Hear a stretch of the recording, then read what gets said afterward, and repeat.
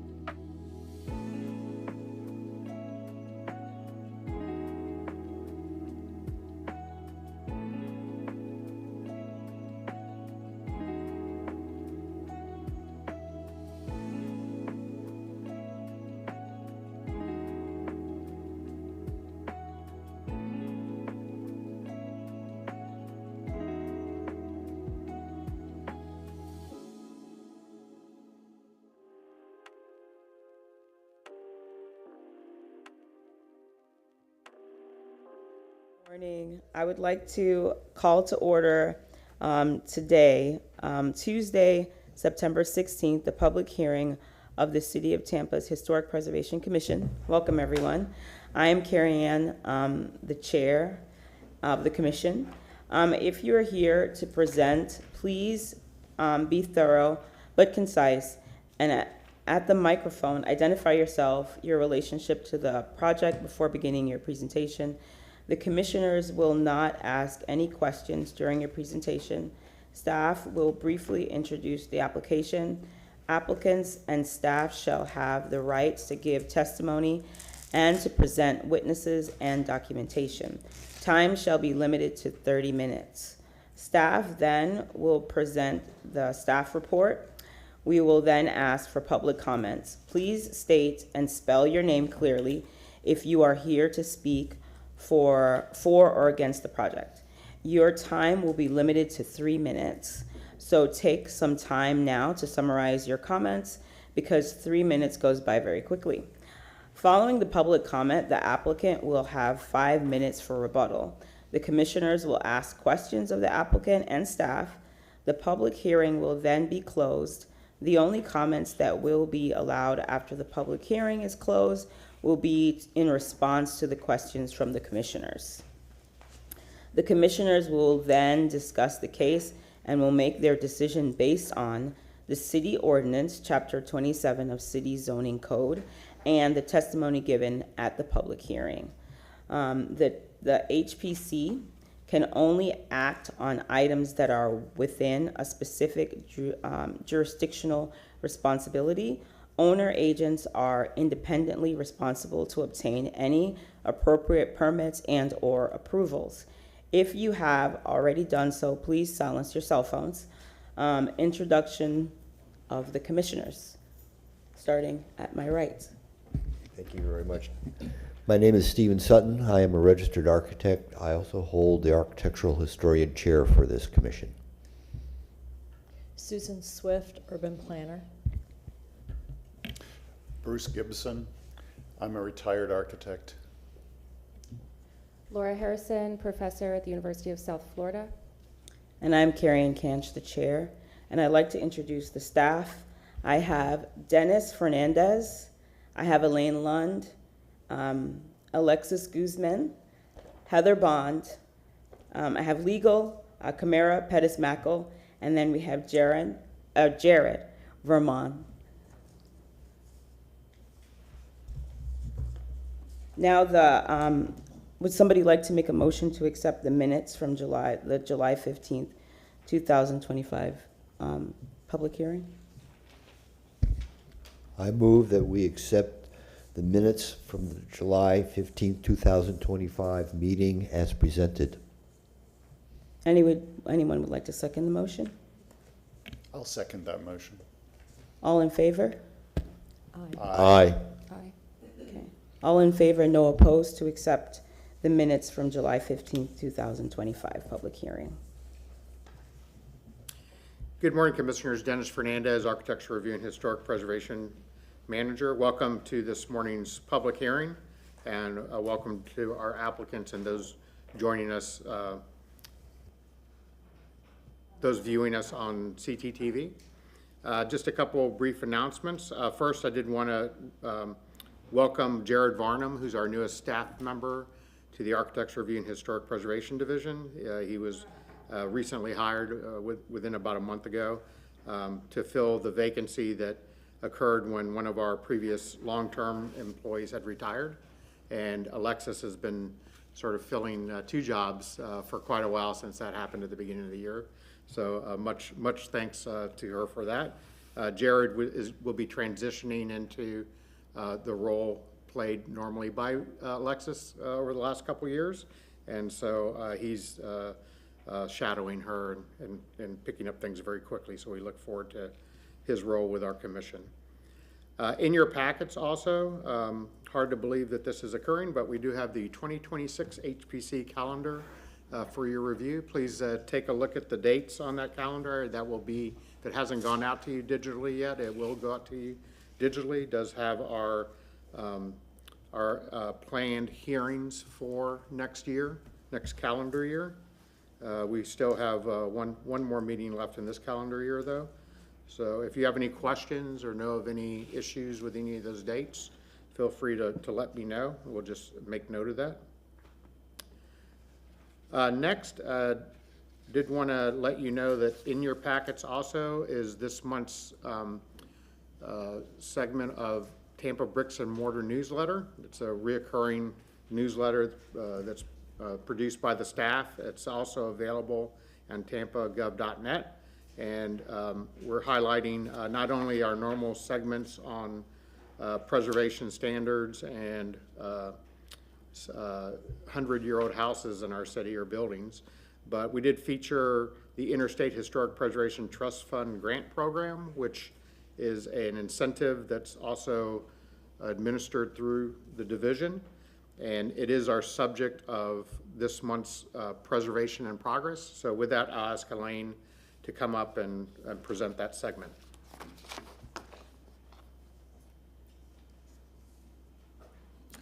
Thank you. Good morning, Elaine Lund, Historic Preservation staff. This morning for the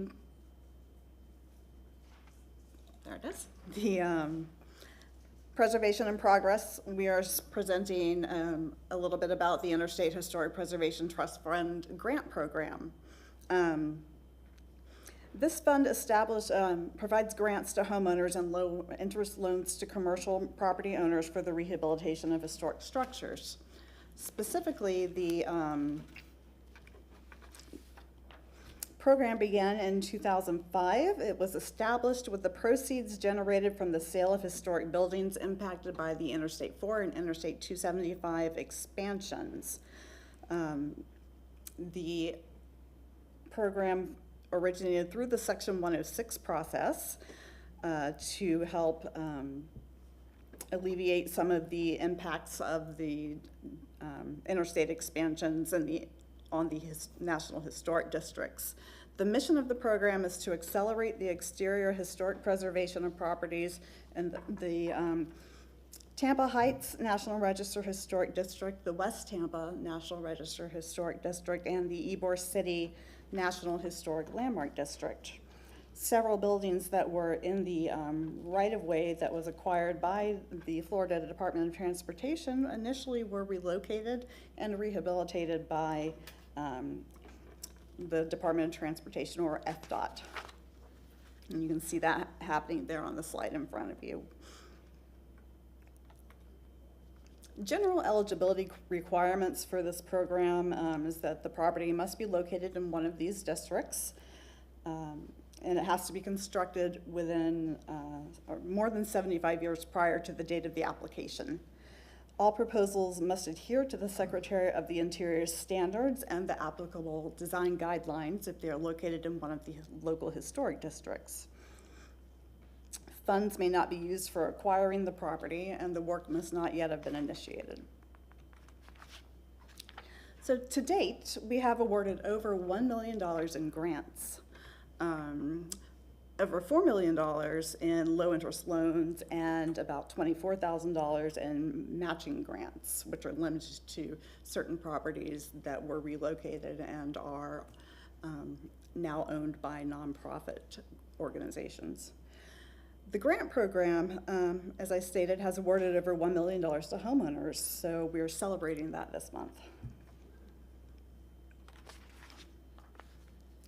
The purpose of the Trust Fund Grant Program is to enable the owners of historic properties to preserve the character and the structure of their homes by providing exterior preservation funds for eligible projects. The applicants can apply for between $5,000 and $25,000. We recently raised the limit on that within the past couple of years. The property must be the legal homestead and residence of the applicant, and it is income limited to 140% of the median household income limits. Eligible activities include the structural stabilization and exterior restoration, rehabilitation, or reconstruction of architectural details. We typically have submission cycles open twice a year, and more information is available on our website. These are a couple of the recent projects that have been completed. This property at 1219 East 17th Avenue, some people are aware, is the Wall House. It was built around 1923 and it's located in the Ybor City National Historic Landmark District and the Ybor City Local Historic District. The project's scope included re-roofing with architectural shingles and repairing and repainting the retaining wall around the perimeter of the property. This property was a previous recipient of the grant over 10 years ago, in which the windows for the house were restored.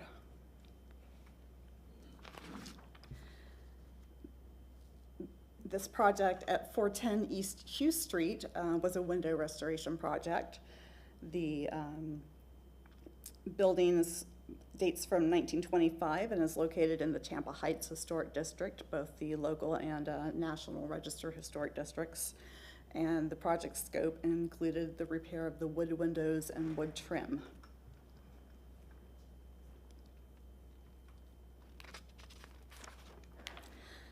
The applications for the grant program, we do have a cycle open for these applications right now, and the fall 2025 cycle has an application deadline of October 1st.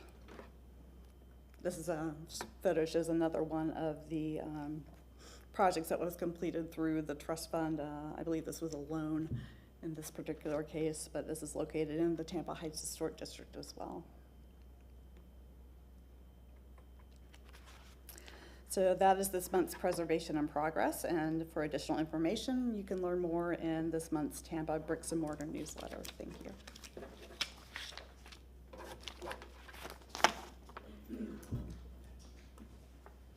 Thank you, Lane. So as part of our effort with Preservation Progress is to highlight not only projects within the historic district, but events and opportunities as well related to historic preservation. And so the Interstate Historic Preservation Trust Fund is just one caveat of incentives that are offered for historic preservation. There's others such as the ad valorem tax exemption program, the historic federal tax credit program, and then often we will partner with other types of incentives that are offered through our housing division or through our community redevelopment areas to kind of leverage the ability to achieve some of the results that you saw. So we continue to try to identify those opportunities and work with property owners to be able to benefit from that. Moving on with the agenda, we'll now discuss conflicts of interest and ex parte communication, and our legal counsel will lead that discussion. Good morning. Kamaria Pettis-Mackel from the Legal Department. Will the commissioners please state whether or not they've had any ex parte communications regarding any of the items that are on the agenda? None. None. None. None. Thank you. Additionally, will the commissioners please state whether or not they have any conflicts of interest regarding any of the items that are on the agenda? None. I have None. none. Okay, thank you so much. Thank you. We have no continuations to act upon today, so we'll move to the swear-in. Anyone in the audience who's going to be presenting or providing testimony, if you could please stand and raise your right hand, including staff. Do you solemnly swear or affirm that the testimony you'll be providing today is the truth, the whole truth, and nothing but the truth? I do. Thank you. You may be seated. With that, we do have two items that require your consideration and action this morning. The first is a redesignation of a contributing resource that was relocated in the Ybor City Historic District, and Elaine will lead that discussion.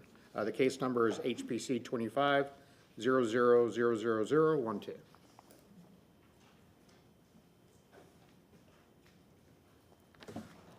Thank you.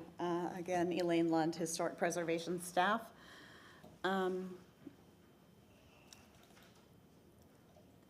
So this morning, we are looking at a project in the Ybor City Historic District. The item for review is the redesignation of a relocated contributing structure in this historic district. This property was relocated from 1306 East 14th Avenue, a block away, to 1318 East 15th Avenue. Upon relocation, a contributing property must be considered for redesignation at its new site.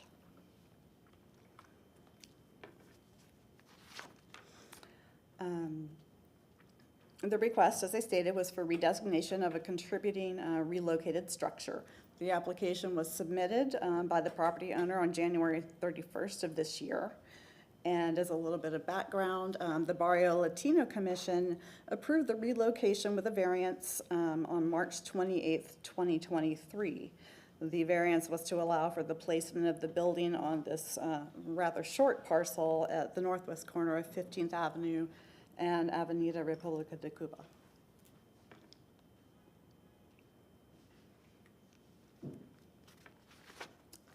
The HPC is authorized by the City of Tampa Code of Ordinances to review applications regarding the status of buildings within our locally designated historic districts. The criteria for review is set forth in National Register Bulletin 15, How to Apply the National Register Criteria for Evaluation. This bulletin defines the categories of historic properties, including buildings, sites, structures, objects, and districts. It reviews the significance criteria for listing in the National Register, which is paralleled in the City of Tampa's code, and as one of the requirements for designation. And the bulletin also discusses how to evaluate the integrity of a property. With regard to whether individual properties can contribute to a historic district, the bulletin provides that contributing properties must possess physical integrity from the period of the district's significance and share the historic associations of the district.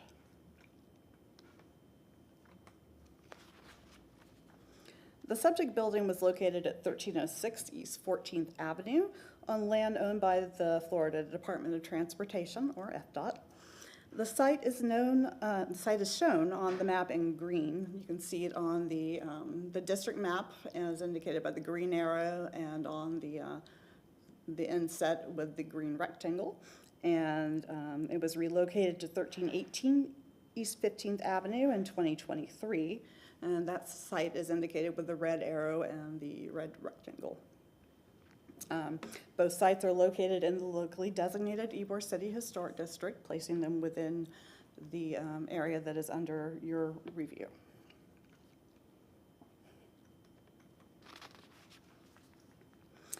This is the 1915 Sanborn Company map showing the building at its original site on the 1300 block of 14th Avenue. It's outlined in green. The relocation site where the building now stands is shown in red, and as you can see at that time, it was vacant.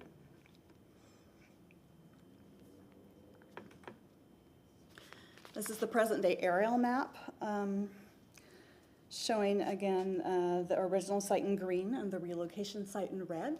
You can see the proximity to Interstate 4 there, just on the other side of the street from the original location. So the Florida Department of Transportation is currently undertaking improvements to the I-275 and I-4 interchange. This aerial photograph shows some of the recent work. I believe this is from earlier, maybe January of this year. Looking at the image, we're facing west, and 14th Avenue is shown on the north side of I-4. So you can see how much of 14th Avenue has already been impacted by this project.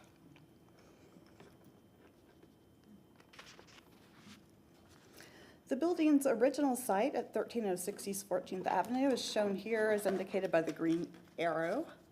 FDOT's planned improvements at this site include the realignment of 14th Avenue and sidewalk improvements through a portion of the site. Under this plan, the building had to either be relocated or demolished. The Department of Transportation advertised this building for sale, and the new owners, or applicants, relocated the building to its present site. These are just some photos showing you how the building appeared at its original location on 14th Avenue.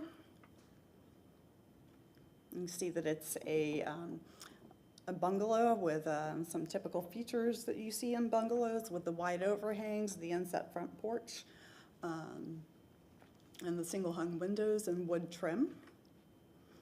This is the building right after its relocation in early 2024. I note that the porch and the foundation had to be are not usually part of what gets relocated. So a new foundation has to be provided on site, and the porch needed to be reconstructed as well.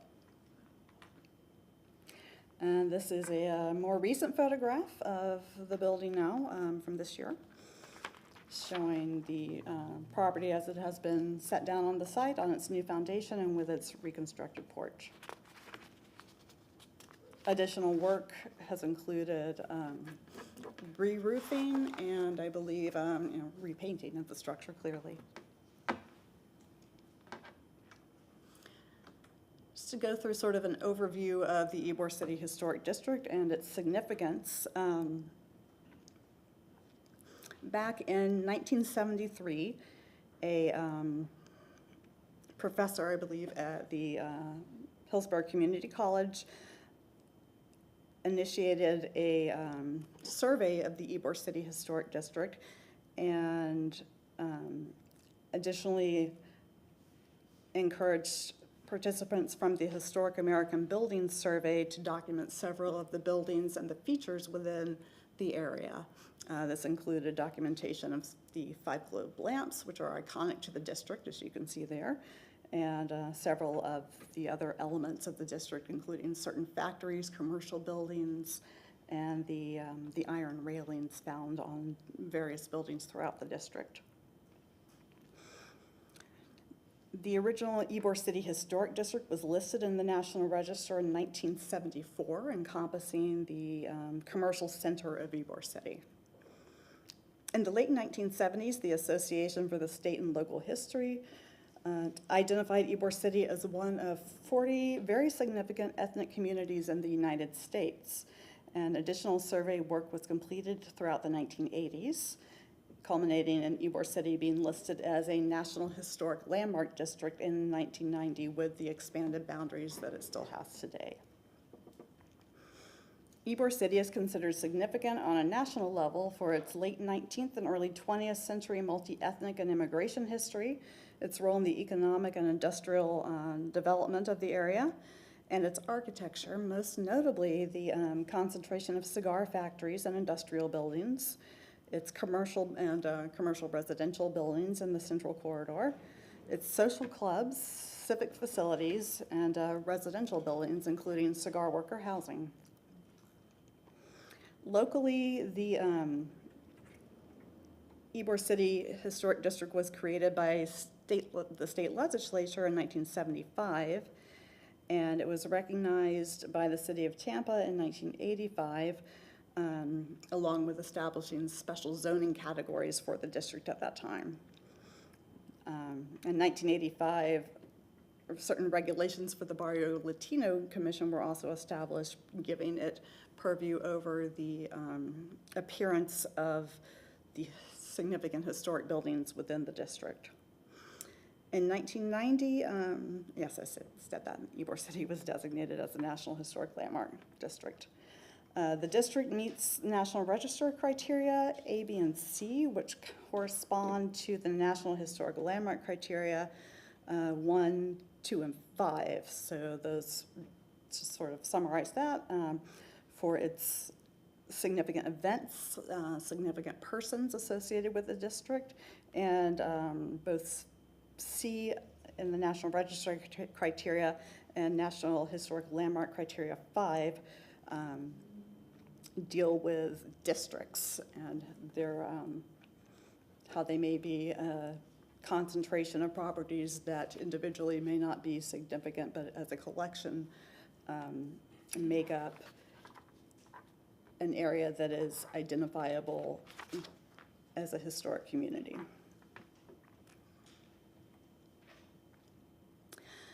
So the application criteria for what we're reviewing this morning is in section 27261B of the city's code. If this is an owner-initiated application for a relocated building in a historic district to retain its status as contributing. And this application was completed on January 31st of this year. Reviewing the National Register Bulletin 15, this building contributes to the integrity of the Ybor City Historic District as it was built within the period of significance, which for Ybor City is 1886 to 1940. You saw that it was on the 1915 Sanborn map, indicating that it was present at that time. The building must embody the distinctive characteristics of a type of architecture from this period represented throughout the city, and the bungalows, specifically on the north side of Ybor City, are found throughout the district. And it maintains its historic relationships to its site and setting. So it is still located within the district and continues to convey its essential historic physical features and contributes to the character and the integrity of the district as a whole.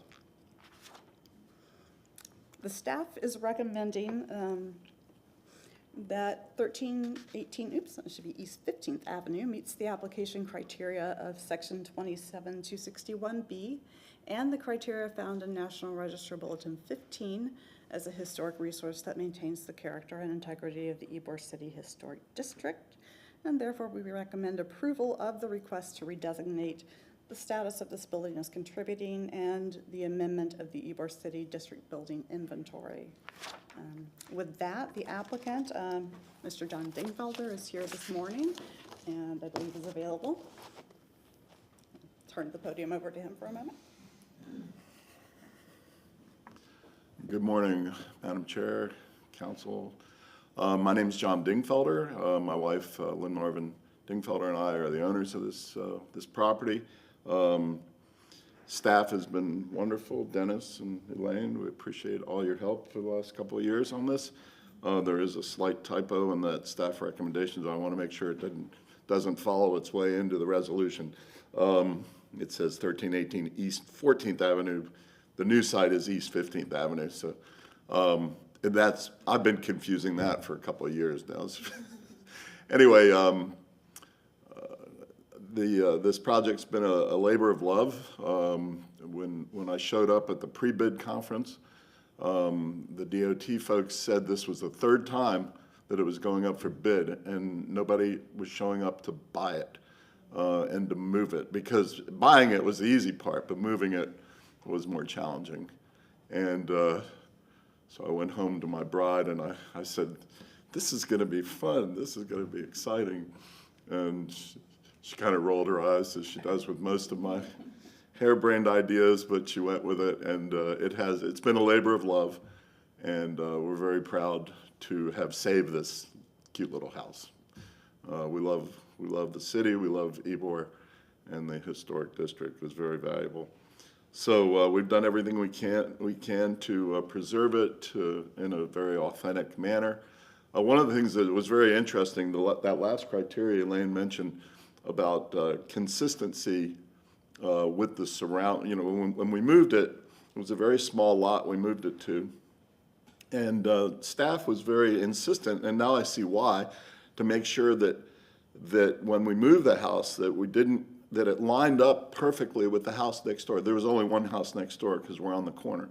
But that we lined it up perfectly with the house next door, not only up and down the block, but also vertically.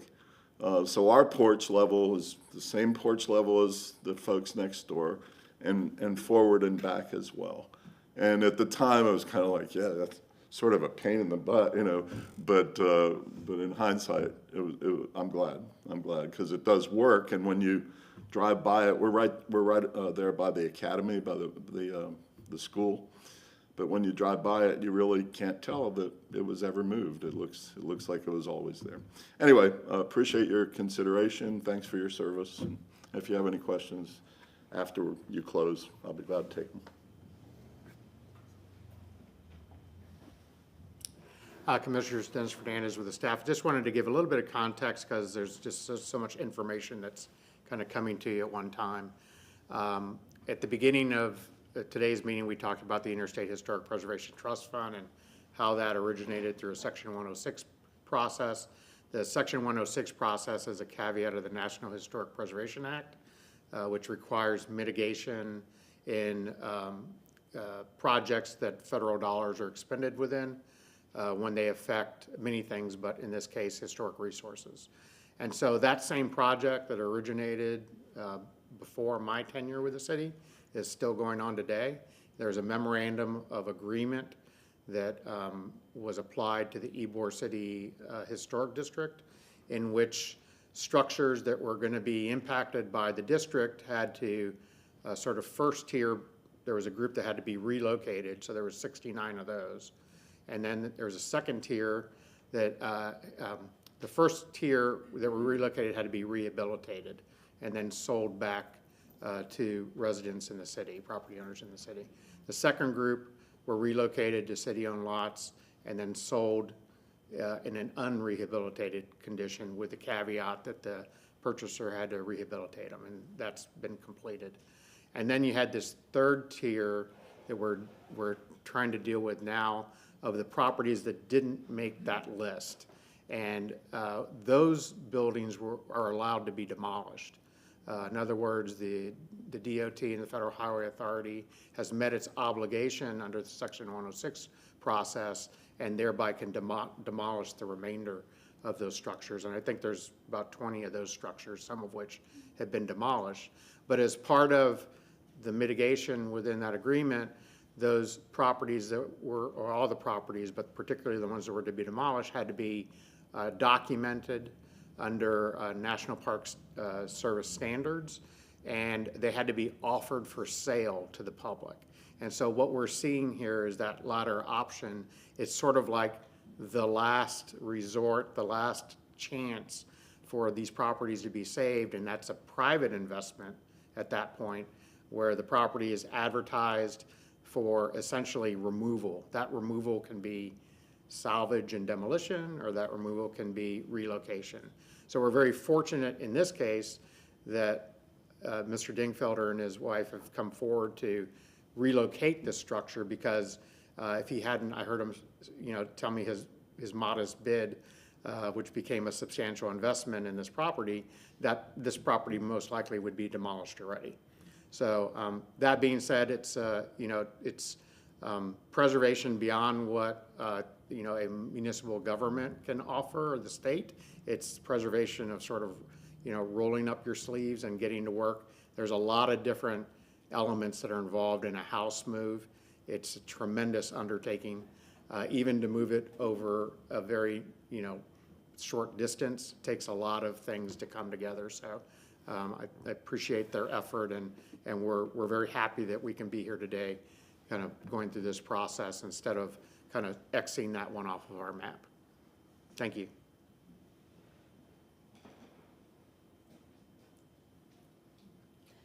So at this time, if the commissioners have any questions of staff or the applicant, you may proceed with that.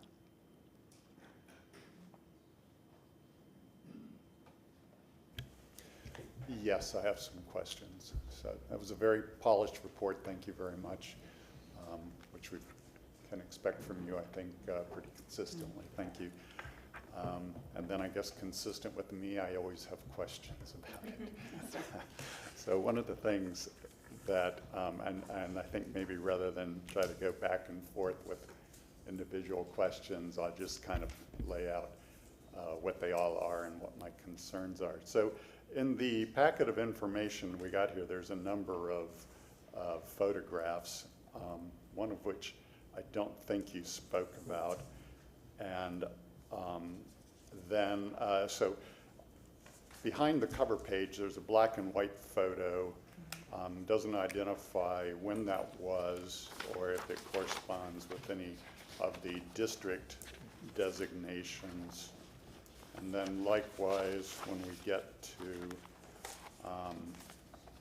page 9 of the report, there are photographs from 2012, and there's photographs from 2024 and 2025. And the first question, I guess, was if you can tell me where did that first black and white photo come in? And then the 2012 photo, is that how it was when it became a designated, part of the designated structure, I guess, within one of the districts? I'm not sure what that corresponds to. Okay. And I guess what I'm getting at is between those photographs, I see quite a difference in the front porch of the house, which I would say is the most distinguishing feature architecturally. And that is, part of the criteria under 27261B, item 5, evidence that the building structure or object has retained its historical and architectural integrity. So anyway, I have noticed that the porch has changed, and I was wondering if you can tell us something about that. Yes, sir. Elaine Lund, Historic Preservation Staff. I can tell you a little bit about that. This photo that's shown in black and white on the table of contents page of the staff report, this is from the 1980s survey of the historic districts. So this was an early survey photograph of the building and would have probably been prior to the establishment of the Barrio Latino's overview of the work on all of the buildings in the historic district. I think early in Ybor City's history as a historic district, the Barrio Latino Commission, and I don't have the dates exactly for which this changed with me, but I do know that early on, the Barrio Latino Commission was only given the authority to review changes to some of the significant buildings that are called out in a very old ordinance in the districts and the ones that were located and considered contributing in the National Register District. Changes that may have occurred to this porch early on would not have been reviewed by the Barrio Latino Commission. You mentioned the 2012 pictures. That was just part of our photographic inventory update of the historic districts. So these photos show the building during its time as a part of the area of the Barrio Latino Commission. It would have been under the review of the Barrio Latino Commission. The alterations that occurred prior to, between the 80s and 2012, we don't have any records in our file that indicate that anything was approved during that time period, but this is the only other photo that we had in our case file for this property well, these, I guess, are the only photos we had in our case file for this property. So, sorry, so I just, to clarify, was this how the house looked when it was included in, I think there are 3 different dates of the local historic district. Was this part of how it looked when it was determined to be a contributing structure in the local district? It Any would way of have knowing been that? determined to be contributing to the local historic district in, at the time the first map was adopted, I believe in the,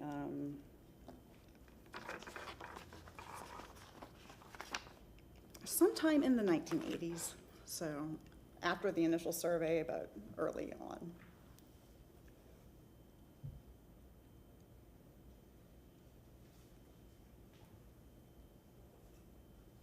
Sorry, so otherwise, no explanation as to why once it was moved, it lost the waist-high brick piers and a different shaped columns, et cetera. I can't address that, I'm sorry. I don't have that knowledge.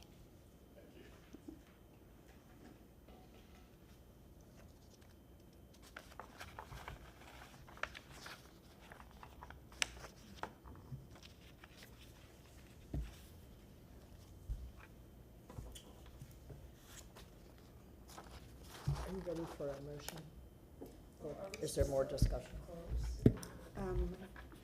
You have to do public comment. Would anybody like to make a public comment? Do we have any? Okay, well, this part of the hearing is now closed, and the commissioners can discuss amongst themselves.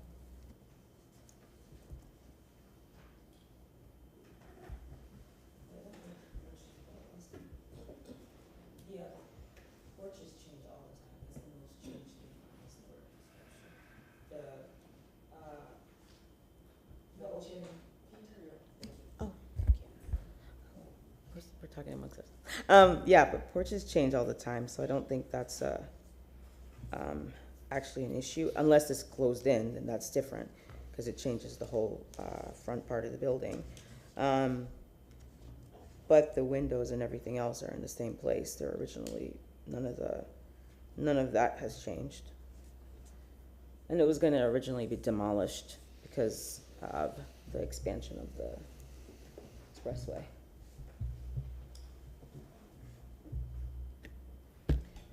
I have to agree. I think there are enough other contributing factors to this house being placed at this site, and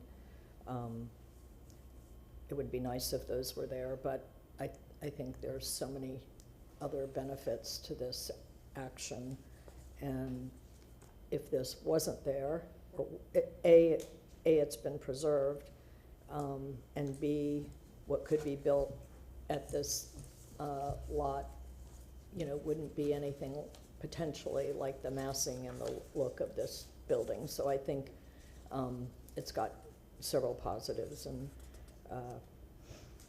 that's a minor thing in the scheme of what's been achieved here.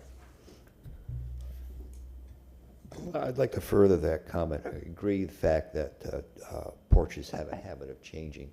I think one of the contributing factors why some of this pier work may have not reappeared is that in the change from the site to site, and with the desire to align the face front and the porch height and floor height with adjacent buildings, forced this building to be taller, further off the ground than it was in its original location. And I could see how looking at, the placement of piers similar in nature to what was there before on 14th Street to be a little bit out of scale and out of proportion to what was there in the first place. It's a judgment call at that point in time to me. The fact of the matter that the porch remains and the sitting rail remains, I think, is a major contributing factor to its maintaining of its intended fabric. I'd also like to further that comment. I think that the overall project to preserve this structure will contribute to the district, and I think that while there are some changes to the porch that may have been inevitable, the overall property is significant and has remained largely intact and therefore should be preserved and designated. I have no further question or comment. Yeah, I agree. I think too that originally, I mean, the building was built a long time ago. So like, you know, the foundation probably slumped. And then also, now with all the storms and everything going on, it probably, the original foundation is probably different. And also the lot too, because when you put something on a new lot, the foundation is usually different. So the porch will probably reflect that. But I agree as well. I think it was the other option was the building would have been demolished because there's no buildings on that street. So currently there's only like 3 buildings I see in that photo, or 4 that are left on the street, but everything else is gone. So I agree. Sorry, just one last thing. Well, I'm going to continue to disagree. I am of two minds. I am glad that the bulk of the building is there, but it's a fairly plain building of no particular distinction except for the front porch. It is significant in the way worker housing was developed in Tampa related to the cigar industry, and I appreciate that. But if we're seeing a deterioration of original materials and original details from the time it was designated in a local district to its current siting, I think we're not really doing a great job of historic preservation. You know, these houses were almost identical. The only differences might have been in the front porches, whether that was an expression of an owner or a particular builder or just the carpenter that showed up, we don't know. But anyway, we're trying to preserve these as historically accurate representations of our culture, how people lived, what their aesthetics were, and what their skills were of the day. I think that the change from 2012 to 2024 is unfortunate, and I think it's fairly significant. Thank you. Would anybody like to make a motion?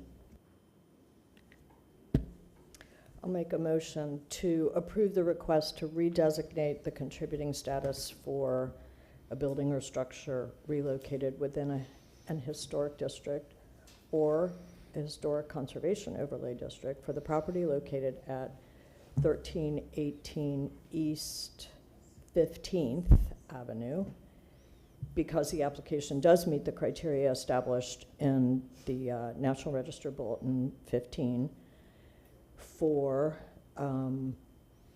item number C, criteria number C, the property embodies the distinctive characteristics of a type, period, or method of construction, or represents the work of a master, possesses high artistic value, or represents a significant and distinguishable entity whose components lack individual distinction.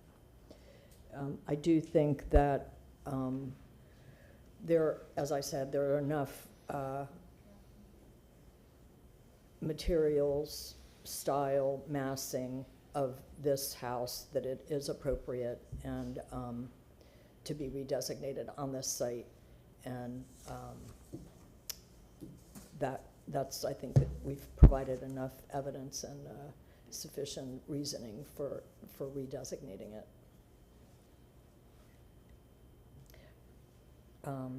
And I could amend my motion, if that's appropriate, to include criterion A,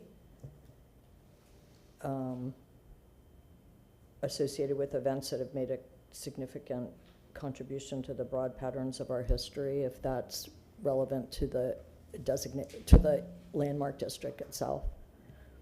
So it would include both A and C criterion.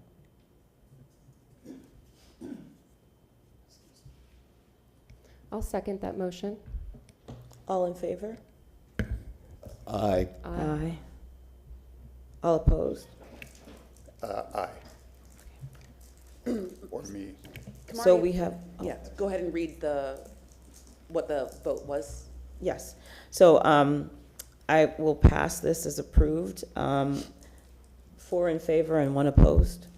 Additionally, Kamaria Pettis-Mackle from the legal department, as indicated on the staff report on page 2, and I neglected to provide this information on the sample motion, but based upon the commissioner's approval of the request to redesignate, page 2, the last section of the last paragraph asks for the commissioners to make a motion to amend the Ybor City Historic District building inventory and map. So based upon the motion that was just approved, I'd ask the commissioners to also make a motion to amend the Ybor City Historic District building inventory and map, which is the last sentence on page 2. Okay, would anybody like to make a motion to amend the Ybor City Historic District building inventory and map to include this structure? So moved. Anyone second? Second. Who are in favor? Aye. Aye. Aye. All in favor of amending sorry. All in favor of amending the Ybor City Historic District building and inventory map to include this structure has been approved, yeah. Yeah. Thank you, Commissioners. Have a good morning.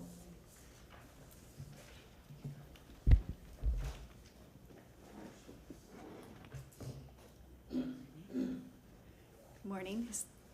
Heather Bonds, Historic Preservation Specialist.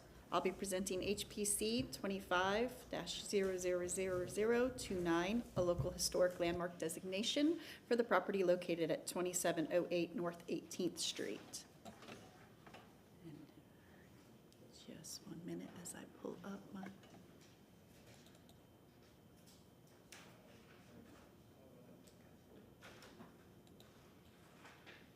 All right, thank you.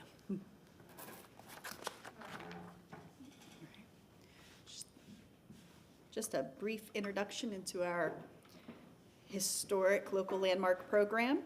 This program and the designations protect those properties that have been determined to be of distinctive character, architectural value, and cultural significance to the city. Each structure represents a piece of physical development of Tampa's history. From the grand Tampa Bay Hotel to the modest shotgun structures that were built by the hundreds to support the early cigar industry, each building was constructed to satisfy Tampa's booming growth as the city transformed itself from a farming community to a major urban center. Evaluation criteria is based on the National Park Service criteria to be listed on the National Register of Historic Places. Each site considered must meet at least one of these criteria. In addition, they must have a quality of significance in American, state, or local history, architecture, archaeology, engineering, and cultural, and possess integrity of location, design, setting, materials, workmanship, feeling, and association. We have used this consideration in today's nomination. I'll briefly introduce the property. The Nieto Fuente building is the last known Buckeye cigar factory in Tampa. It was constructed circa 1923 in a frame vernacular form by the Nieto Brothers Cigar Company as a simple 2-story frame building with a small second-floor apartment. The building is associated also with Arturo and Carlos Fuente and the Arturo Fuente Cigar Company, who owned the structure from 1960 to 1976 and is significant to Tampa's history as a leading cigar manufacturer. The property is located on the south side of 17th Avenue at the corner of North 18th Street. Cascadian Park and Pool is to the west. You see the nice park there. And you'll also note 2 historic cigar factories. What today is called the J.C. Newman Cigar Factory down here to the south. And the Perfecto Garcia Factory at North 19th Street and East 18th up here. Also note the density of housing. This was once the close-knit community of cigar workers who filled these factories. Here is another aerial view looking from the south, showing the interstate, and this is the current aerial view and form of the subject site. This is the 1925 Sanborn map. Interestingly, the sun porch, which encroaches over the property line, is not shown originally in 1925. It is shown on the 1931 Sanborn map, so it appeared sometime after 1925. We can confirm that half of the structure at this time was 2 stories, while the west half and rear were 1 story and an auto garage to the rear. Here.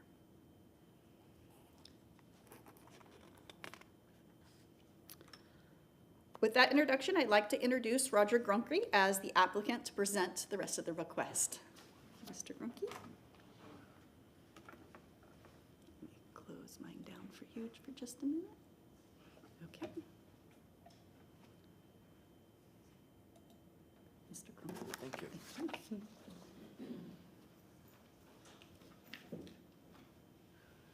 Good morning, Commissioners. My name is Roger Grunke. I'm a registered architect and licensed building contractor. The project here, as introduced by the staff, is a fascinating project. What I have here shown to you is a map of the entire district, and as you, I'm sure, already know, it's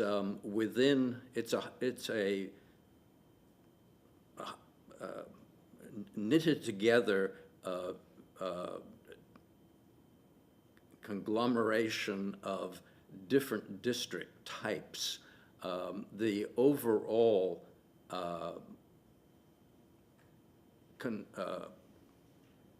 boundary is the local district, but still the national district extends out beyond the local district. So here's a blow-up of the north section of the area, and this is the area that concerns us. And as you can see in red, the red is the local district, and the green is the national district. So there is, in the upper right-hand corner, there's a considerable area of Ybor City I feel should be part of the local district, and probably many other people also, but for whatever reason at the time the district was formed, it was not incorporated into the local district. So here's a further blow-up. You see our subject property, which is circled. The south edge of the property actually touches the local district, but the building and the property is not in the local district. You see all the residential buildings to the north, and the fact that they are shaded is indicating that they're contributing. And indeed, this area is rich in historic fabric. However, the local district seems to be moving ahead in restoration. This is a cigar manufacturing plant. I think it's the only plant in Tampa still producing cigars at the location, and also features a museum. This is an adaptive reuse of the Spoto building for offices. And another example of mercantile building. All of these are in the local district. The importance of this is that the full range of grant possibilities are available to those buildings in the local district. Another example, fine example, this is the Academy. And currently under renovation is the Sanchez y Haya rooming house. Okay, now back into the National District. This is a lovely structure, but it doesn't have the investment that we have seen in the examples that I have previously shown you. This building also, although it's being renovated, it is not being done to historic standards, and I think that possibly one of the reasons for that may have been the fact that it was not in the local district and not all of the grant possibilities were available. This street is Avenida de República de Cuba, and the entire length of the street it's a storybook of Ybor cottages and porches clinging to the sidewalk. It's a fabulous, but there hasn't been a lot of renovation on this. Same with this. These triplet bungalows are wonderful. Whenever I see there are some examples. There was another on 15th, I believe. There was an example of a triplet architecture. One was lost, so now there are only two there. This is a fine example of triplet architecture, but as you can see, in need of some care. So what is significant about this structure, and how does it compare to those that we have seen that have been renovated and have availed themselves of the grant possibilities? Well, to understand that, we have to sort of step back. Again, this is an example as a comparison.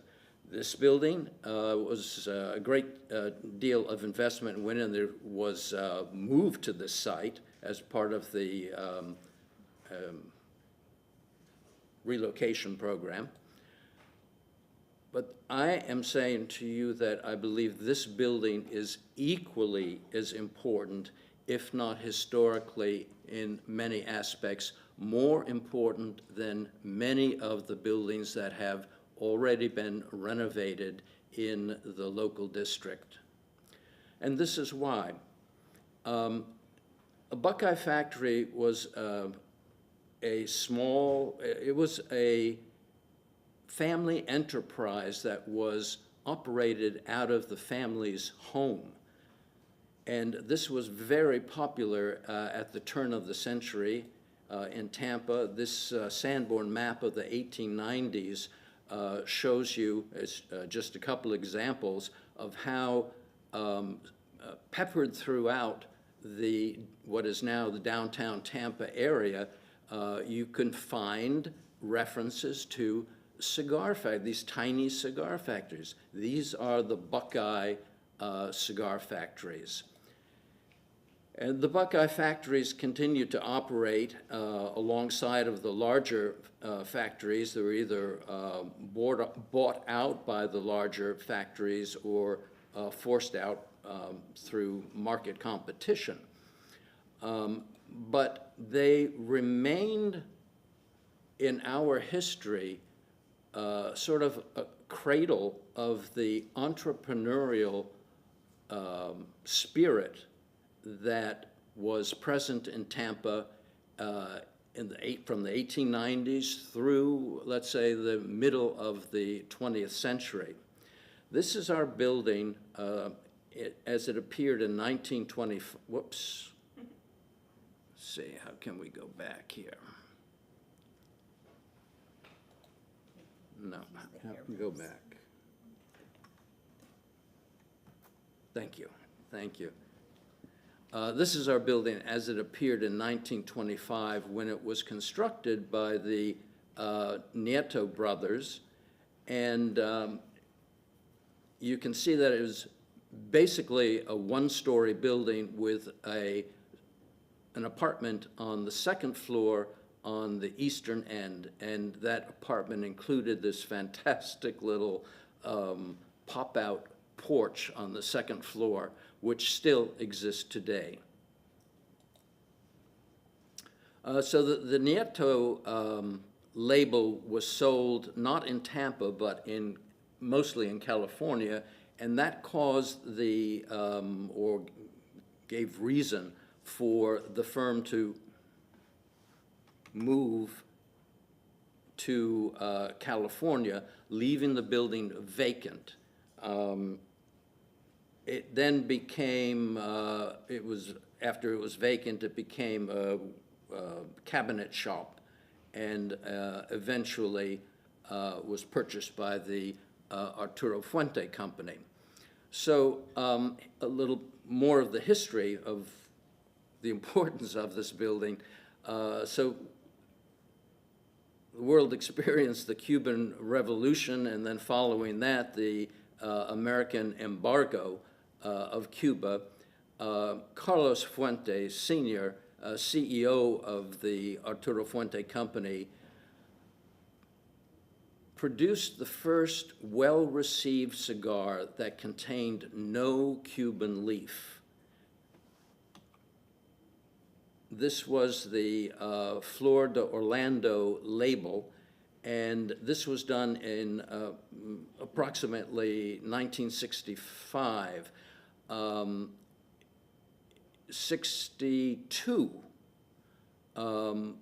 Carlos Fuente was in Cuba, and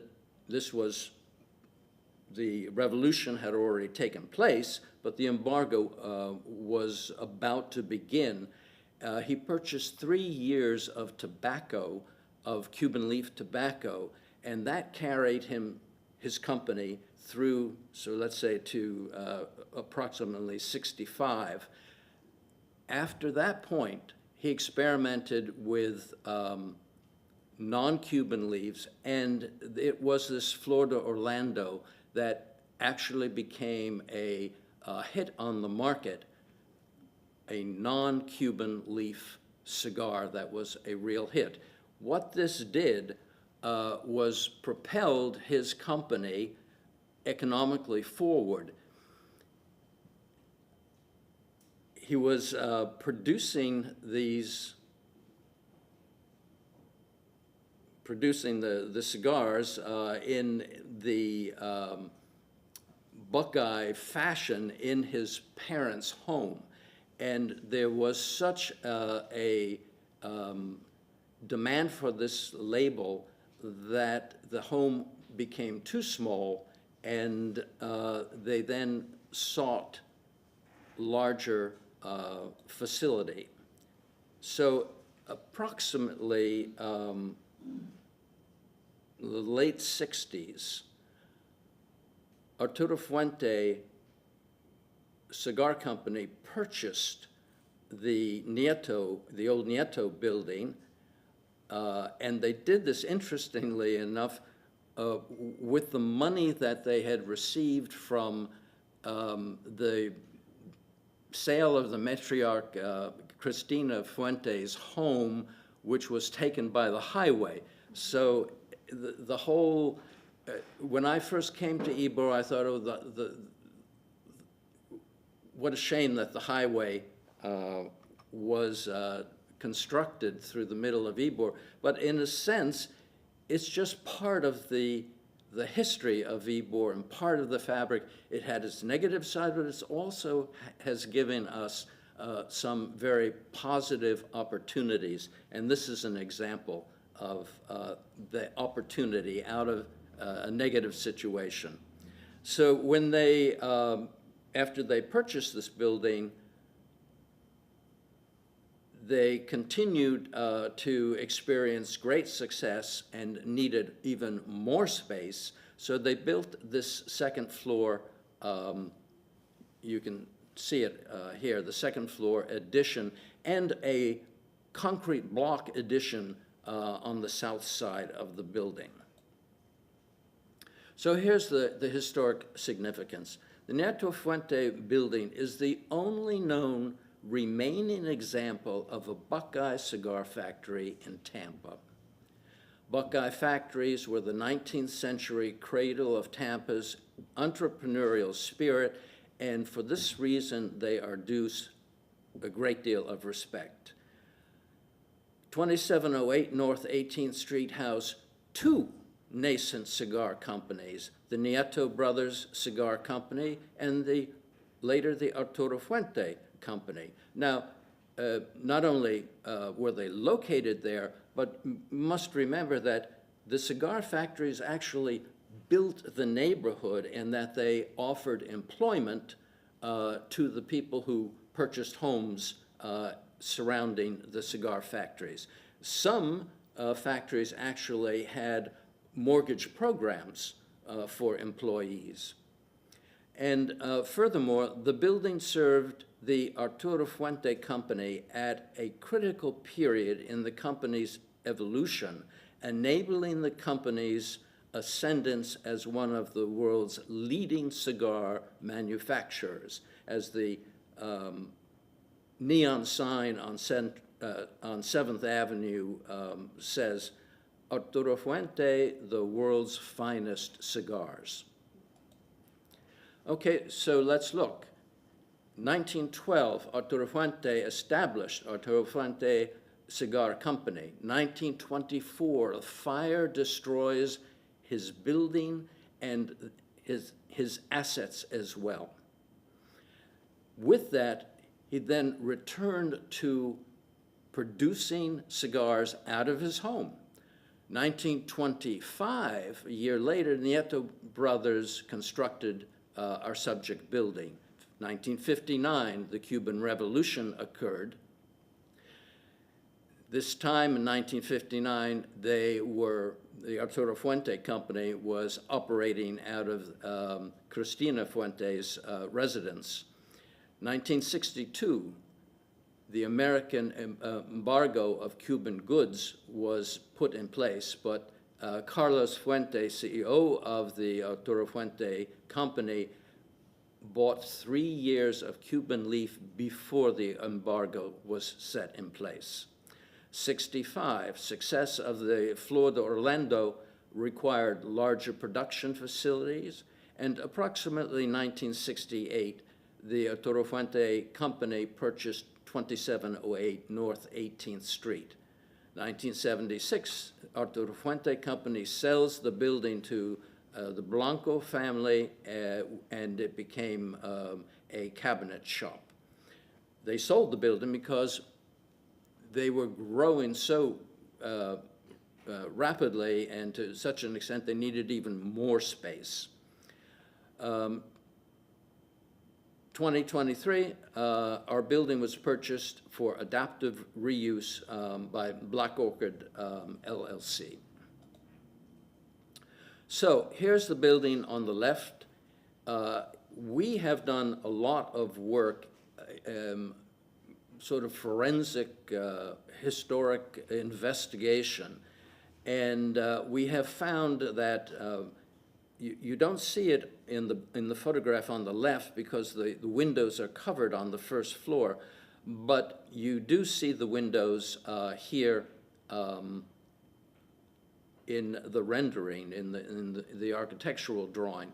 We also, by removing modern drywall in the second floor, we discovered the original openings that were the same size as the windows on the first floor, and we intend to restore those to the second floor.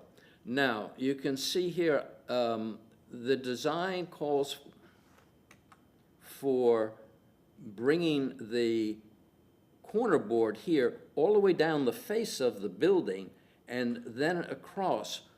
What I'm suggesting that we do is that we treat this as two different periods. This is the 1925 period, and everything about that would be true architecturally to that period.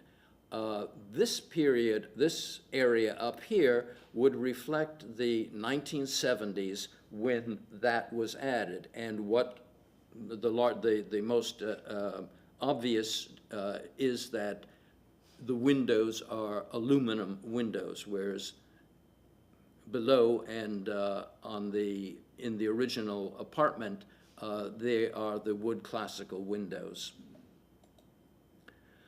Rear of the building, we don't know, we don't have photographs of what the rear of the building looks like.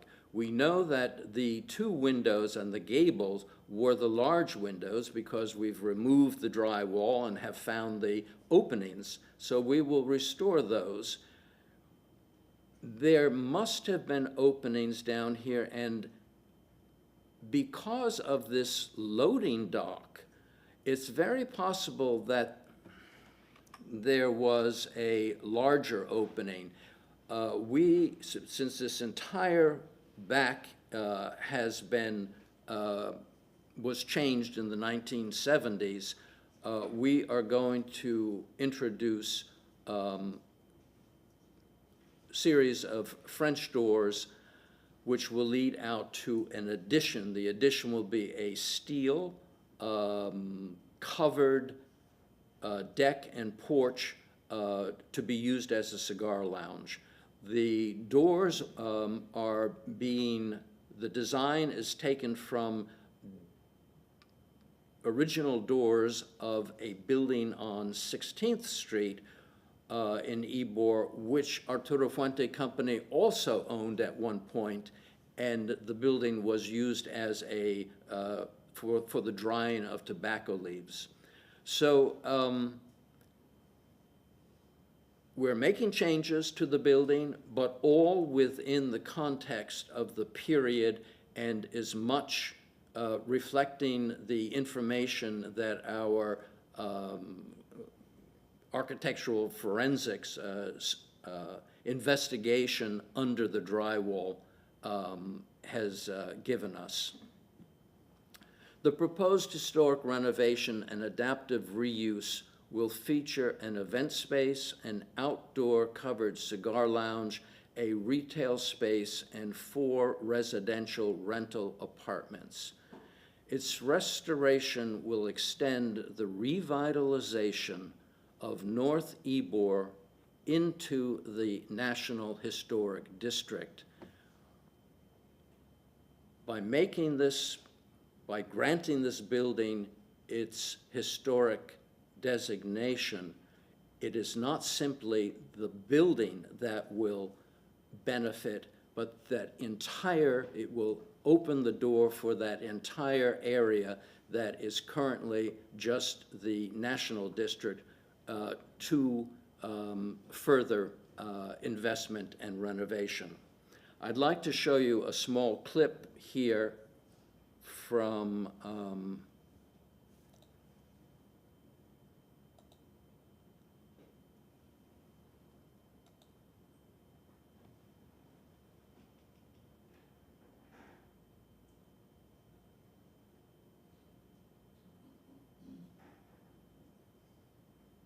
Yes, okay. So this is a small clip from a YouTube presentation, The Fuente Family, and in this, this is so beautiful because it is Carlos Fuente describing the building as it was when they purchased it. I ran out. Carlos and Arturo Fuente experimented with blends of tobacco from other countries until they finally found a blend that met with their satisfaction. The blend was called Flor de Orlando, and even though there wasn't a shred of Cuban tobacco in it, it was a success, and the company continued to grow. But soon the factory was outgrowing its small space in the Fuente home. We got to a point that we grew our present place, and then I started taking part of my mother's house. I took one of her living rooms, I took the bedroom, and kept on taking more and more for the house.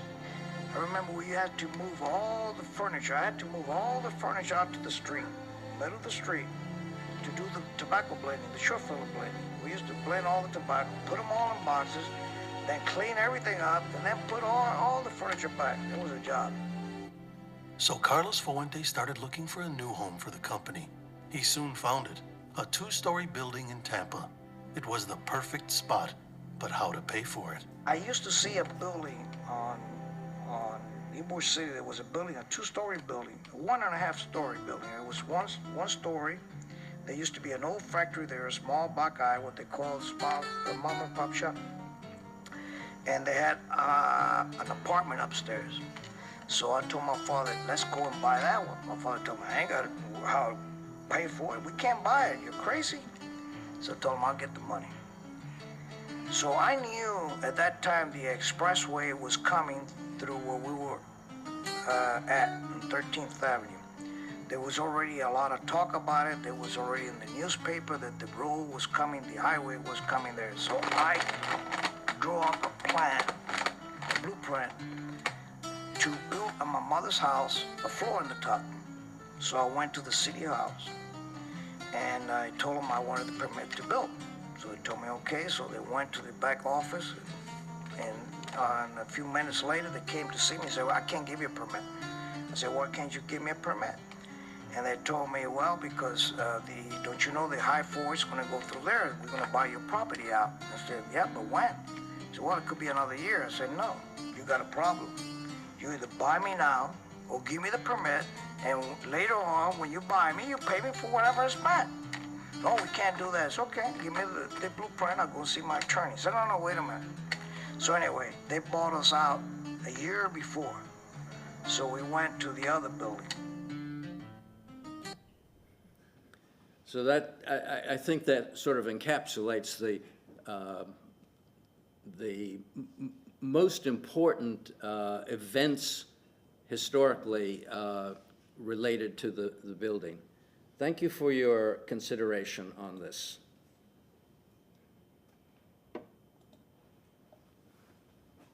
Thank you so much.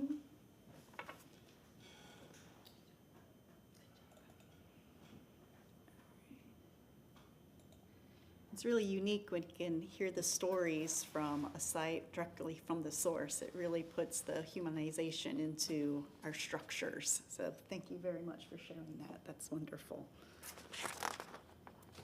I also want to piggyback on some of the things that he said. He showed some of the potential renovations and rehabilitation and changes to the structure. Today, we are strictly voting on the landmark status. What's important to note is that those changes will go to one of our boards to ensure that those changes are appropriate, which is great that we have an architect who is historically sensitive to those matters and is doing the research, whereas right now it is not protected and does not have to go through a review process. So he's just letting you know ahead of time that there could be some rehabilitation to move forward, and there might actually be some benefits available to them if they move forward, if we designate today, such as tax credits and stuff that may aid in that rehabilitation. Okay. And go back to my PowerPoint, please. All right. And now I'll review staff's evaluation based on the criteria I presented previously. The structure is preserved in its historic context, as you can see, with a row of cigar factory housing and a larger factory behind it. So that's very unique that for the past 100 years, we have the site context historically preserved. Even though those may change, we don't really get to see that very often, where a whole area has not changed in over 100 years. Its architecture is a simple frame vernacular form. The roof form is a cross gable roof with the front facing gable slightly taller and higher pitched than the side gable roof, which is lower sloped. The structure once had wood windows, which have been mostly replaced with aluminum windows. The structure was likely constructed prior to 1924. This is due to research in the Tampa Polk City directories, which list the Nieto Brothers Company located at 2308 19th Street in 1923. The Nieto siblings were listed at living at 1802 Michigan Avenue, which is actually just to the south corner here. But in 1924, the V. Nieto and Brothers cigar manufacturers are listed at 2708 North 19th Street. Thus, it can be derived that it was mostly constructed and cigar manufacturing was in operation by the end of 1923 to be listed in the 1924 city directory. Here are some of those historic alterations that happened through time. So I'll also make note that part of staff evaluation, we do consider changes to the structure through time. The Secretary of Interior Standards for Rehabilitation provides the following when addressing alterations to historic properties: that changes to a property that have acquired historic significance in their own right will be retained and preserved. The subject property underwent alterations with additions to accommodate the Arturo Fuente Company when they acquired the building for their cigar manufacturing operations. As this company holds historic significance in Ybor City's history, these alterations to the original footprint and massing have acquired their own historic significance in their own right and considered contributing to this landmark designation. However, some of the later alterations, which include changing wood windows to aluminum or infilling some of the windows, are not treated in the same manner and could be considered for removal in place of more historically sensitive treatments like returning to wood windows or reopening those areas through the certificate of appropriate process if designated. In conclusion of our review, staff finds that the structure meets criteria A, that the Nieto Fuente Buckeye is associated with Ybor City cigar industry, a significant economic and development period in Tampa's history. It is both part of the height of the cigar industry in the 1920s, represents the struggles through the Depression era, and the decline of the cigar industry due to the Cuban Embargo Act of the 1960s. It is the story of resiliency of cigar manufacturers and the eventual adaptations to the industry. It is also significant under criteria B for significance with lives of persons significant to our past. It is associated with Arturo and his son, Carlos Fuente, who are significant to Tampa's history as a defining cigar manufacturer who contribute to Ybor City's prominence as a reputable and defining leader in the cigar industry. Fuente is said to have purchased the last shipment of tobacco from Cuba to continue to offer real Havana cigars while others' stock depleted. His company, under his son Carlos, later experimented mixing with tobacco leaves from different countries and regions to create a product comparative to the sweet Havana tobacco. This led to the Arturo Fuente Company expanding and becoming a world-renowned name in the cigar industry. And we find that it's significant under criteria C. The Nieto Fuente Buckeye represents the Buckeye Cigar Factory, a type and use of building for small cigar factories often owned and operated by a family. This use type contributed to Ybor City's cigar manufacturing history, providing opportunities for families or individuals to enter the cigar industry. Many of the larger and well-known cigar manufacturers started as a small Buckeye. And of note, our landmark inventory doesn't currently have a Buckeye represented, so this would be a unique and the first of its type. Staff findings. A local landmark designation would protect this structure from inappropriate additions that alter the historic architecture's integrity or from complete demolition of the structure. Staff finds that the property meets the criteria for local historic landmark designation as provided in section 27-257. The denomination meets subsections 1, 2, and 3 of 2A, which align with the National Register criteria A, B, and C. Also note, the commission is to consider if the owner supports the designation, which they do. and HPC's actions. Today, the board is requested to make a recommendation to City Council for or against this nomination. And staff is here for questions.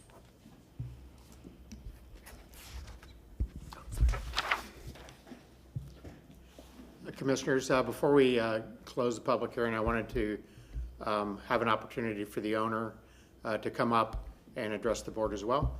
Liliana Fuente is here, and don't want to put her on the spot, but did want to get her support on the record. Thank you. Hi, ladies and gentlemen. Thank you for the opportunity. Obviously, this is very exciting for me, so I'm honored to be here. As you know, I'm the owner of Black Orchid and also the proud fourth generation of a family business in the cigar industry at Arturo Fuente. With that being said, I had the opportunity to purchase this beautiful old lady, and I am so excited to bring her back. And I promise you, I'll be quick because I only got 3 minutes. My goal here in purchasing this building wasn't to break it down, was to restore it. So I'm doing it all on my own. So I need all the help I can get to preserve her and keep my family's legacy alive in Ybor City forever. So thank you. Can you just put your name on the record, please? Liana Fuente.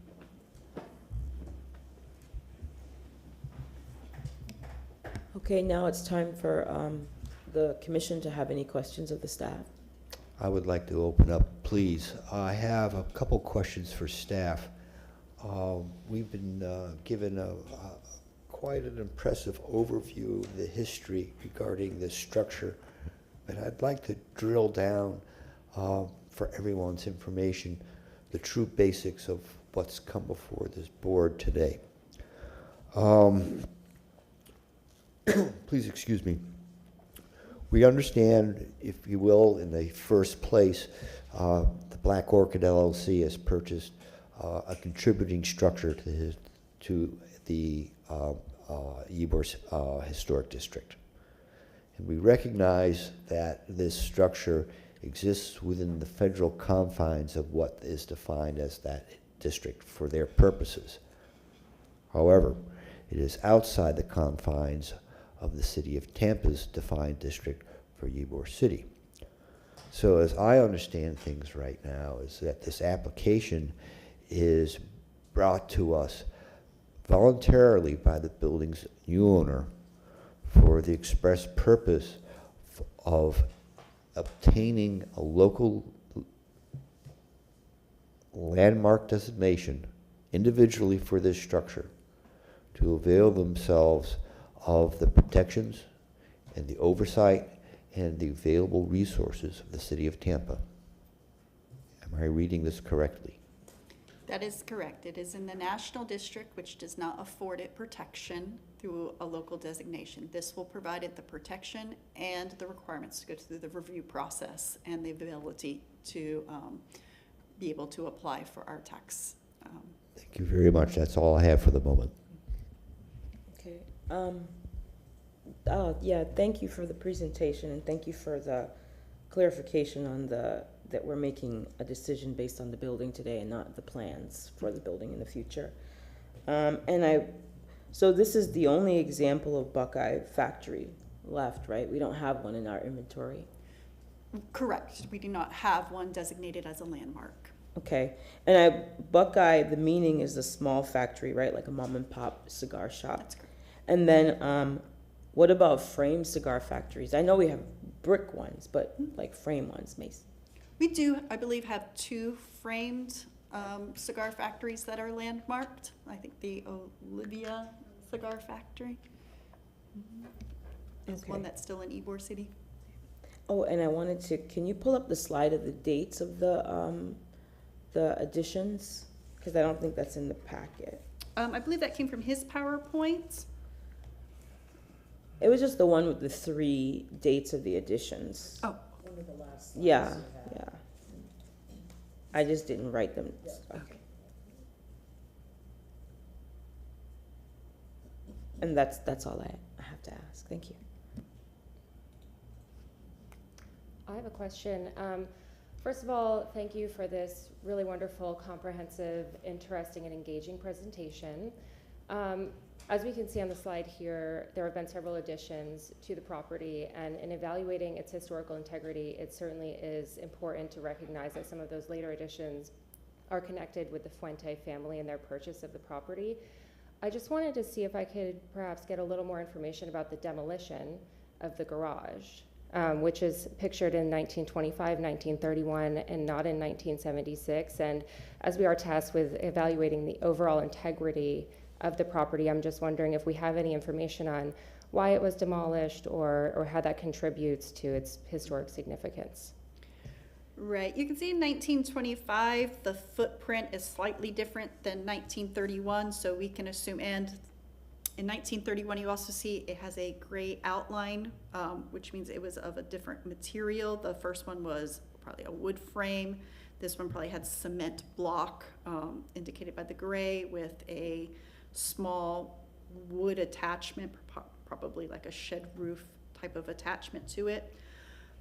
These, you know, by the time 1976, which is prior to any of the districts, it was just probably removed throughout time. We don't really have any information. As they indicated, we don't have pictures of the rear, so we didn't have any pictures of the garage either. So. Okay, thank you. Mm-hmm. I have a couple of questions too. I had never heard the term Buckeye Factory, so I was wondering where in either past designations or local literature it speaks to Buckeye factories or Buckeye cigar factories. This relies a lot on that issue, and I'm just not familiar with that. I do believe it's a local term.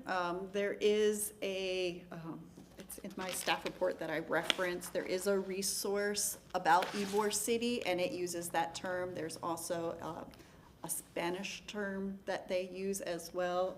I think it's also in the staff report. Let's see. But it is resourced in some of the documentation I have found. Okay, thank you. And then the other question I had, just as a follow-up, so this would be a local landmark. Is that just easier than amending the local district? We could have done it one or two ways. We could amend the map in the future, but this is the path we took because we did want to represent the Buckeye type in our landmark inventory. Okay, and then I think I have one or two more questions. One I answered. The houses next door are also not in the local district either. That's correct. And then I know we're not focused on that, but I hope because it's frame and because it's planned for event space, I know this isn't our topic, but I hope there are no fire code issues that, that would affect the integrity of the structure in the future. So I think it was really thorough report, really interesting. I did not know about Buckeyes other than peanut butter and chocolate. And so I think it's really interesting, and I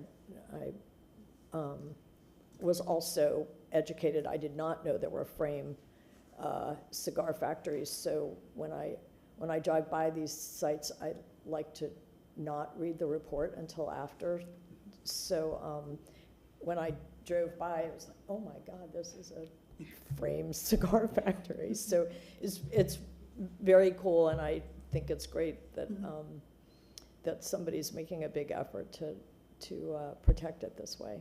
So thanks for answering my question. I do think it's interesting in the Sanborn maps where it says no heat underneath them. Like, yeah. You wonder if that's part of it. Thank you.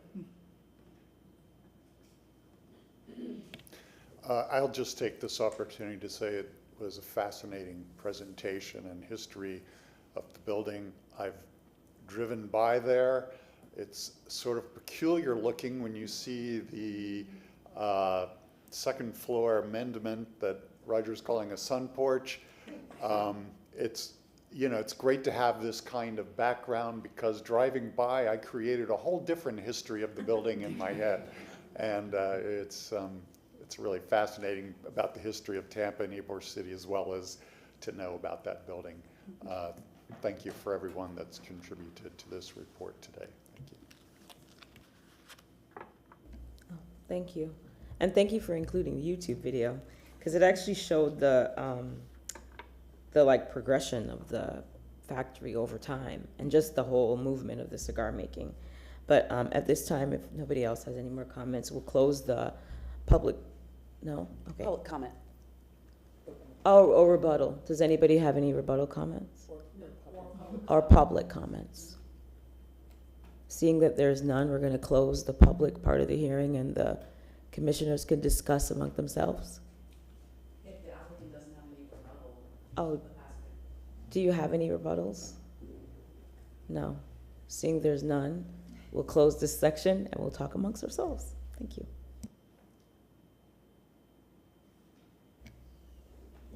I'm willing to make a motion unless there's other discussion in the meantime. If you guys want to discuss, okay. I move to recommend Tampa City Council approve the request to designate the property located at 2708 North 18th Street for local historic landmark designation because the application meets the criteria established in City of Tampa Code Section 27-257 for the following reasons. A, the building site structure object criteria 1 was constructed or achieved its significance during the period of historic significance as delineated in the National Register of Historic Places guidelines or as established in the nomination pursuant to those guidelines.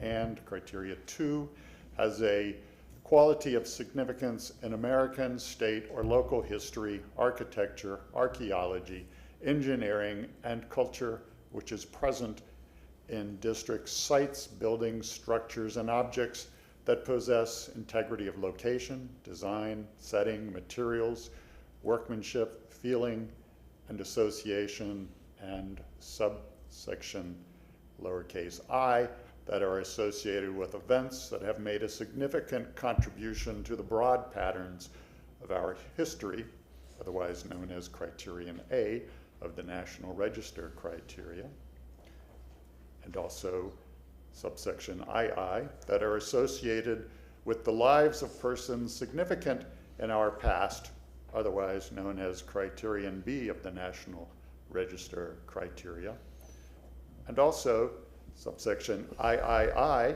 that embody the distinctive characteristics of a type, period, or method of construction, or that represent the work of a master, or that possess high artistic values, or that represent a significant and distinguishable entity whose components may lack individual distinction, otherwise known as criterion C of the National Register criteria. And further, section C of the same section, 27-257, that in addition to the criteria set forth in subsections A above, the HPC shall consider the following factor for landmark site. Number one, whether the owner supports the designation, and that has been confirmed by staff and by the owner appearing today. I will second that motion. All in favor? Aye. Aye. Seeing that it's all in favor, this motion is passed.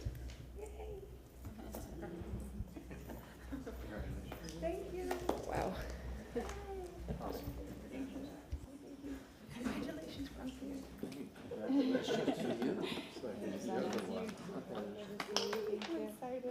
Thank you for all your help.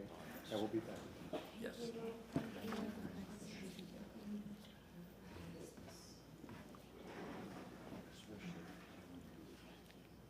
Thank you, Commissioners. Just a couple last things. I have no submitted new business for today's hearing unless there is some item that you wish to raise.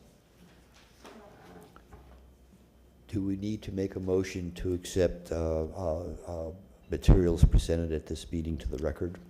Yes, that's, Would anybody like to make a motion to receive the files submitted, the submitted documents and exhibits and the amendments, right, to the report? correct. So moved. Anyone second? I will second that motion. Who are in favor? Aye. Seeing that all is in favor, the motion is passed. Moving on, we do have one item that had been previously continued on your agendas. That's the annual election of officers. So each year, under your rules of procedure, chair and a vice chair are elected. Our previous chair, Ms. Cobb, concluded her term, and your vice chair, Ms. Canch, is currently serving in that capacity until an official election is held. So with that, I'd like to open the floor for nominations of election of chair to serve for the remainder of this term. Do I have any nominations?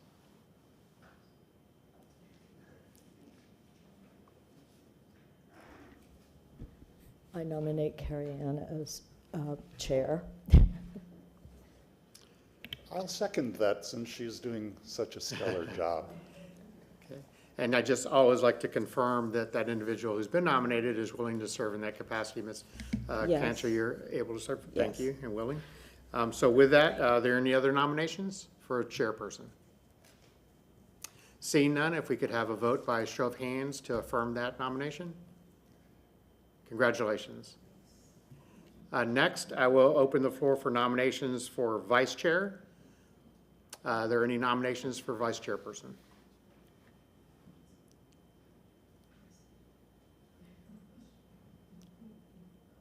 I believe Susan would have the next order of seniority on the commission, and I would nominate her as the vice chair if she is so willing to serve. Yes, I would if it's. Second. I second that. Okay, we have Commissioner Swift has been nominated for vice chair. Any other nominations? Seeing none, by show of hands, could we show the support for that nomination? Thank you. Congratulations. We will definitely reflect that in our record for today and look forward to working with you moving forward. With that, that concludes the business for the staff. Thank you. The time is 10:48, and that concludes the City of Tampa Historic Preservation Commission public hearing. Thank you.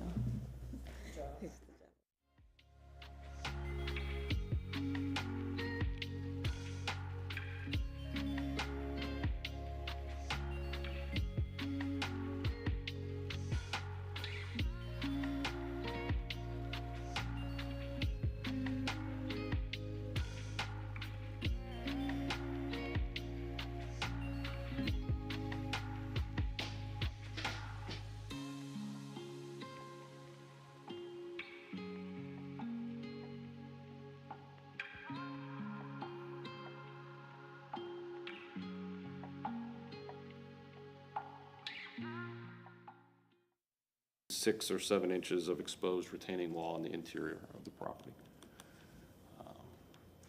The wood fascia, soffit will all be done to match the existing. The asphalt roof shingles that we installed a few years back, which we tried to make it as historic as possible. Those roof shingles, I had to hunt them down on Facebook Marketplace because they've been discontinued, but I have them in my possession. Those are the shingles that we'll be using. The wood trim and doors and windows will all match existing. All of those details will be matching.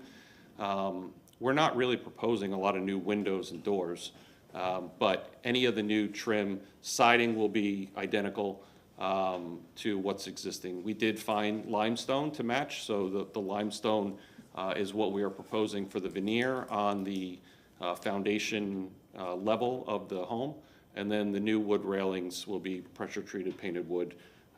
Again, we work with Historic Preservation to come up with something that's very simple and very appropriate for the neighborhood. These are the elevations. So this is the proposed front elevation. It's hard to see, but there are divisions in that stone for the breakaway walls. They are vertical lines that are, barely visible in these renderings, but that horizontal band is a new stucco band that differentiates the old from new.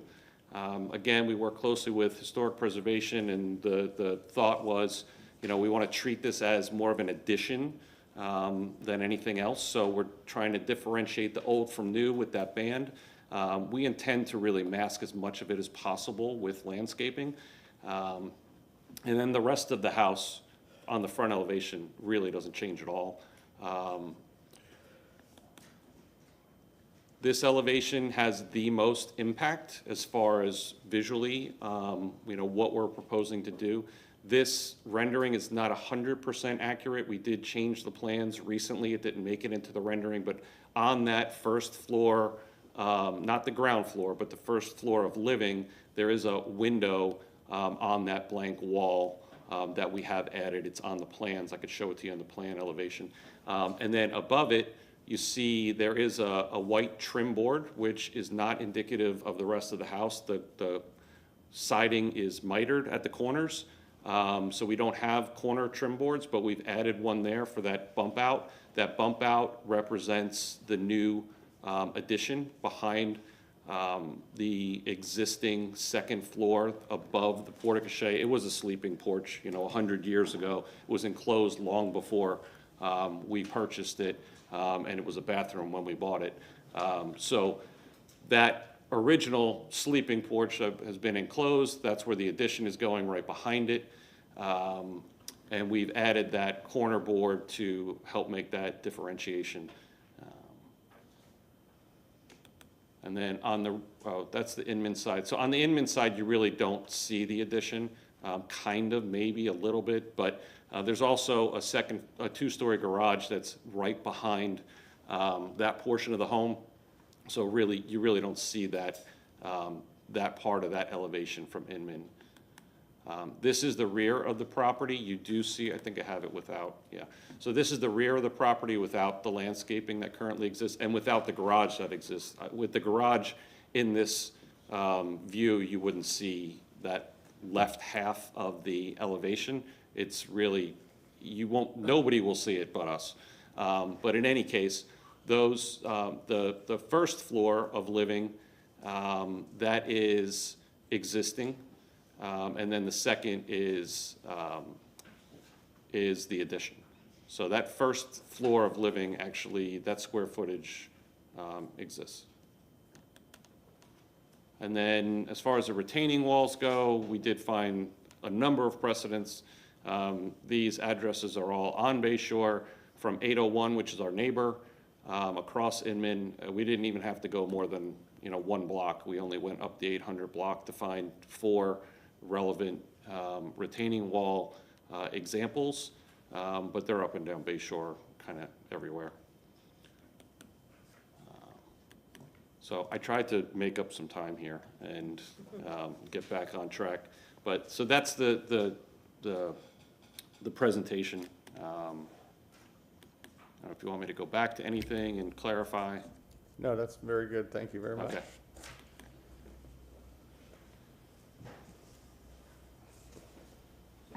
Good evening, Commissioners. Ron Velam, staff with Historic Preservation. To start the staff report, once again, there were the letters that are submitted into the packet. They address the certificate of appropriateness as well. Moving forward, for raising the houses, this is the document that we use as a reference. This document is used throughout the United States, and then we have our experts, my colleague, Mr. Dave Jennings, to provide us guidance what the city standards ask for as well. And moving forward, on page 76 of these standards moving forward, I just want to put into record as well, establishing a universal standard or measurement on how any building can be elevated is impossible. It talks about the elevation and it talks about the cladding as well. So that goes along. The elevation was for the variances that were approved, and this goes for the certificate of appropriateness. In going forward and using these documents, There's a lot of illustrations in here, but I just wanted to share with you a couple of pages. If you go up, a shorter distance, or if you go up, a higher distance, this is the original foundation, 4 foot and 8 foot. The centralized stairs are always kept as a precedent setting if possible. In some of the illustrations, there's a grand tree in the front, so extending the stairs cannot be possible, so you have to, go to one side or the other. But that ceremony entrance should be respected when all possible.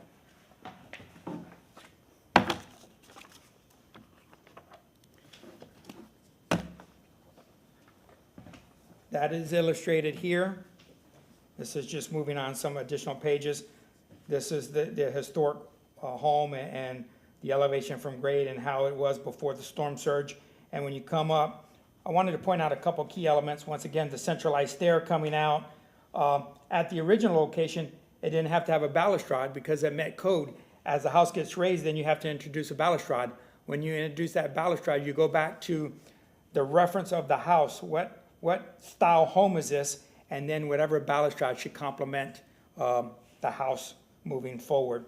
Also, in this illustration, the foundation is lattice. The lattice is brought up with the piers coming down, and the lattice is usually incorporates some vegetation to kind of break up the height that's illustrated here.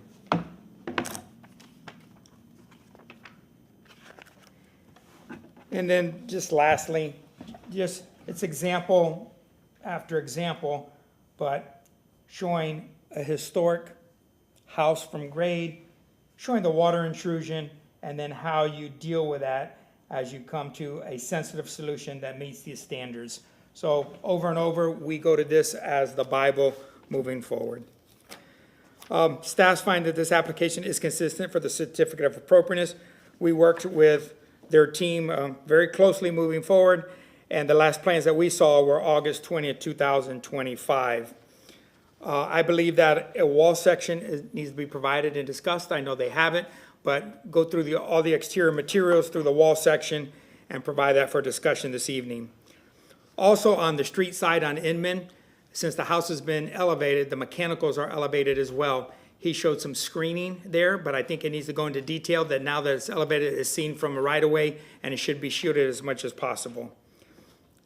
If there's the introduction of any hardscape, I did put landscaping here, but for single family, we really don't get into landscaping. But since this is a very unique case moving forward, he has a palette, and I think he wants to share that with you as well.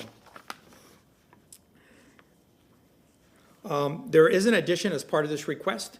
He did delineate the old from the new. He has some vertical boards there while trying to keep the sensitivity to the original house with the materials. That was illustrated on his renderings and his drawings as well. Lastly, on that north elevation, what we saw on the 20th, there were no fenestration, there were no windows on that north elevation on the addition. He did incorporate one there. It is in the kitchen. It's where his cabinets are at. I understand there's some compatibility issues, but you usually don't see a large facade without any breaking of windows. So we asked him to incorporate or at least investigate some windows on that north elevation on the addition. That concludes my portion, and I'll be here to answer any questions. Great, thank you, Ron. Is there anyone in the public that's here to speak for or against this project?